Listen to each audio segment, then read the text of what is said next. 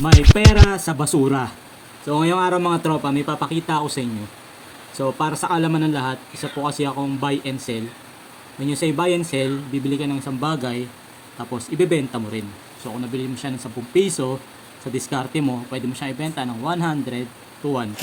Depende kung paano mo siya ibenta. So ngayong araw mga tropa, may nabili ako sa tropa rin natin, worth pesos. Sa unang tingin mga tropa, akalain yung basura na yung mga nabili ko.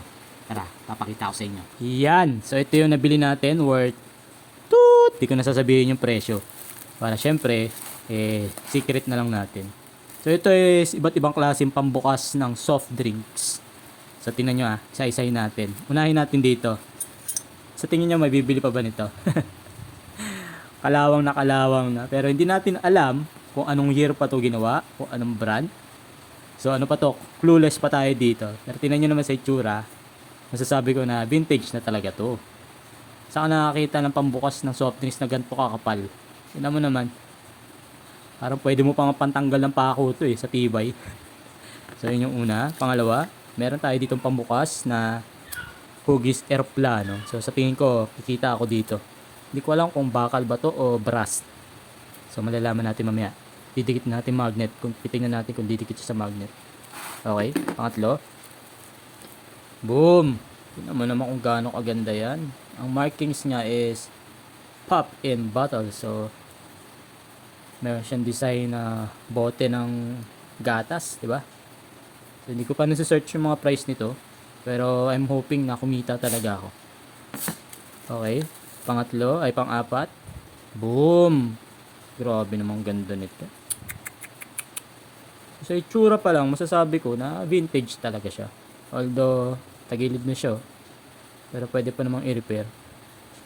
So gagawin ko dito mamaya, lilinisin ko to isa-isa. Yung kaya kong linisin. Bago ko i-post sa page natin sa mga binibenta ni Tonton. Panlima, dami nito. Iyan grabe naman yan. So sa mga nakakaalam ng vintage na item, alam nyo to. Sa design pa lang nito, ito pa lang bawi na ako. So pang-5, pang-6. Taran! Eto, kikita talaga ako. So nakita ko na to sa online. Ang pambukas na to, akala nyo ba? Biro-biro lang. Alam nyo ba presyo nito? So mabibenta ko to ng 500 to 1K. Depende sa quality. Since maganda pa yung quality, bang, bang, bang, kikita tayo dito. Meron pa ba? Ang dami pa pala. So meron tayo dito another pambukas. Wood siya. So the bote siya. Hindi ko alam kung anong design. Pero kahoy. Meron pa ba? Ang dami pa pala. Meron pa. Oh, sa nakaabot ng pop cola. Meron pa siyang strap. So batang 90s, alam na alam ang pop cola. So pag naglalaro ng basketball, limahan, ang pustahan, pop cola. Ano pa ba? So ito, kahoy pa rin. Iyan Johnny Walker. Yung pala yun. Kaso medyo fade na yung ano niya, yung design niya. Ito another red label naman. Kaso wala nang laman. Sino uminom? Nabutas yata. Alam ko ref magnet to kaya meron yan dito. Lagayan ng magnet. Meron pa. Ayun ganda naman ito. Ano to? May ano pa. May brilyante pa. Wow, ganda nito Sa itsura pa lang. Wala nga markings. Wala tayong makita markings. Wala bang italing nakalagay? Wala. Pero maganda siya. Ano pa ba? Ano to? May previous ba ako? Nakahalo What's this? Kaya laruan. Meron nga rin pala akong in-order na laruan. Ben 10. Wow! Zippo na lighter. Grabe naman yan. Ang ganda, ang bigat.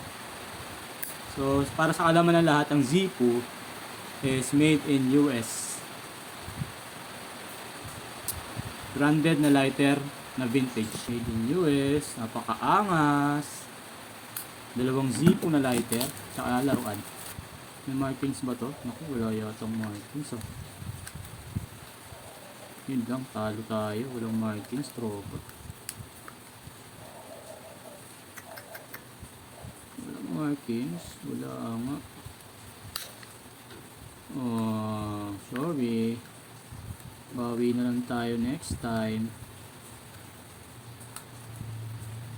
So, walang markings? Wala.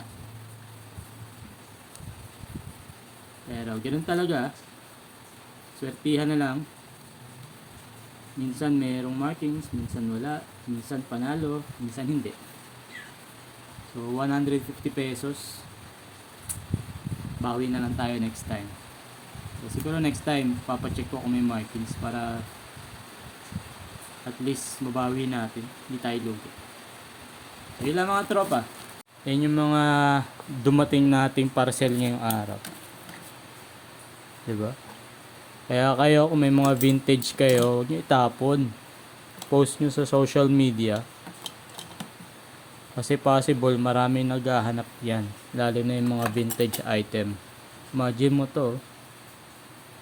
Mabibenta ko siguro to ng around siguro 200 to 300 pesos. So feeling ko, itong mga to, bawing-bawi na ako dun sa nagastos ko. So kahit na talo tayo dito, mababawi ko naman dahil dito. So hanggang dito na lang po yung video natin. Laging tatandaan, kung gusto mong magkapera, kailangan madiskarte ka. Buto pa si Tonton at mga binibenta ni Tonton. Peace!